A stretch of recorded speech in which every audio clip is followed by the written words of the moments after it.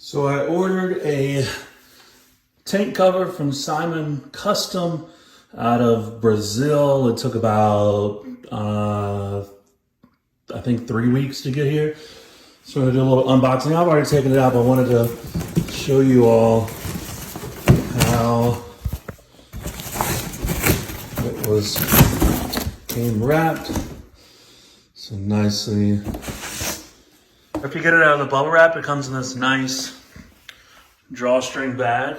Tank's in there. So here it is, all primed and smooth and ready to go with the velvet on the inside.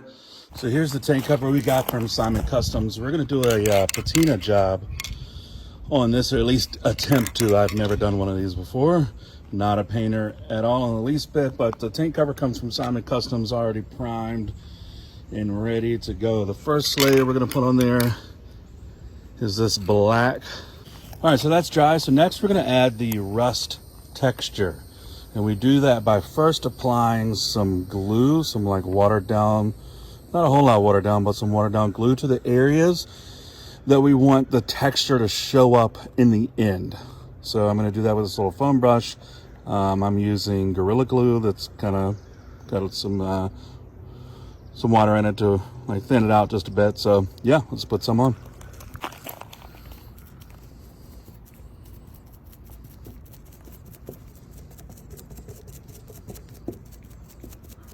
So now that we've got the glue kind of where I want it, the second part of applying the texture is going to be coffee grounds. So we're going to actually sprinkle coffee grounds all where the glue is.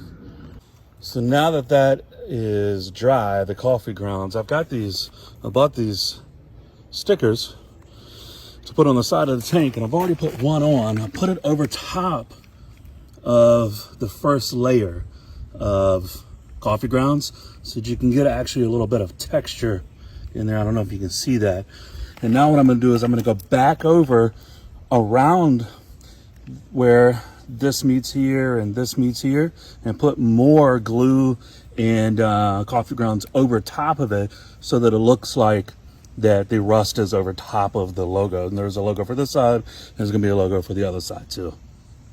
So as you can see, now we've got the rusting coffee grounds just over top of a few spots of the logo. And it's the same on the other side. So we're gonna let that dry for the next 20-30 minutes or so, and then we're gonna lay down our rust color layer, which I'm using the duplicate color sandable. Not really sure exactly what color this is, but it's kind of a matte color. So I'm going to lay down just a thin layer, pretty much skipping the logos. And then I'm going to lay down a heavier layer over top of all the coffee grounds, maybe a little bit outside, that sort of thing. So I actually decided to go over the logo again with a very thin layer of glue, and then I picked up coffee grounds and just kind of rubbed them in there, so that gives the whole logo a little bit more of a weathered look.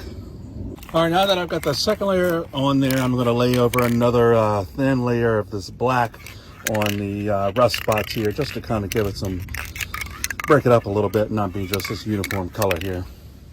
All right, so now that that's dry, we're about to put down our main color, which is this blue color here from Duplicolor. But before we do that, we're going to use a secret ingredient, which is mustard, regular mustard. So here's what happens.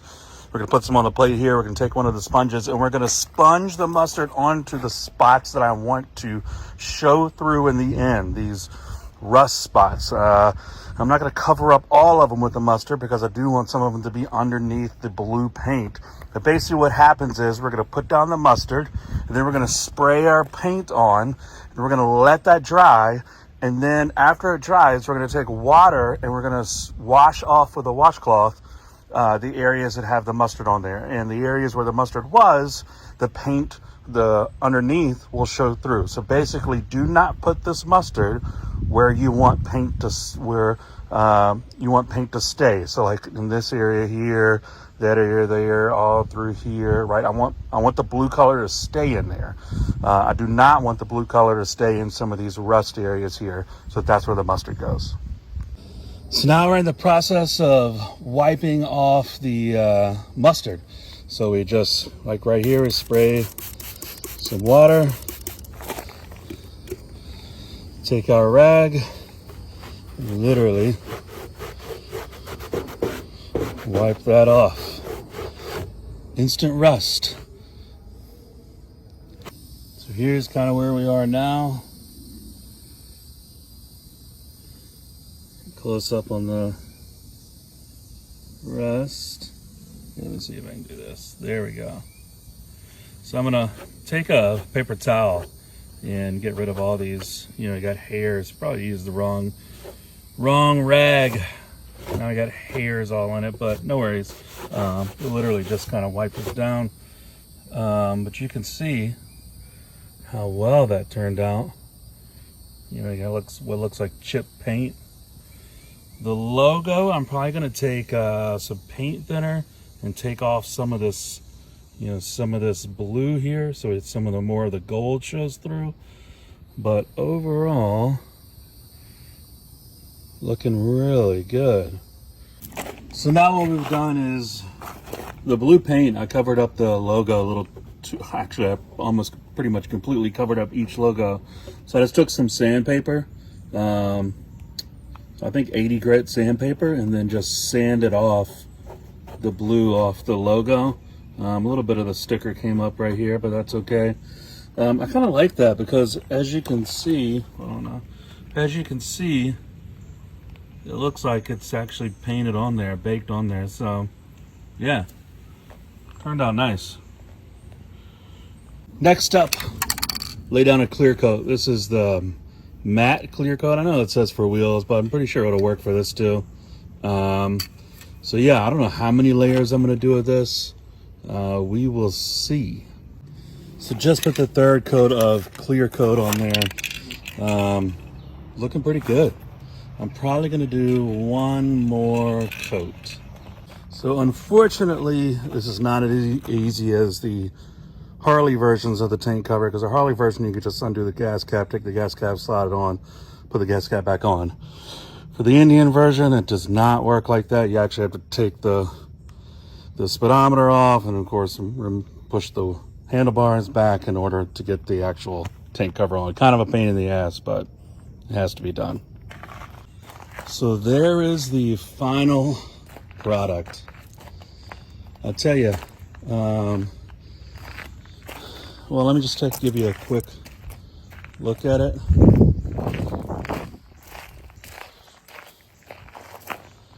I mean, turned out really, really nice, I think.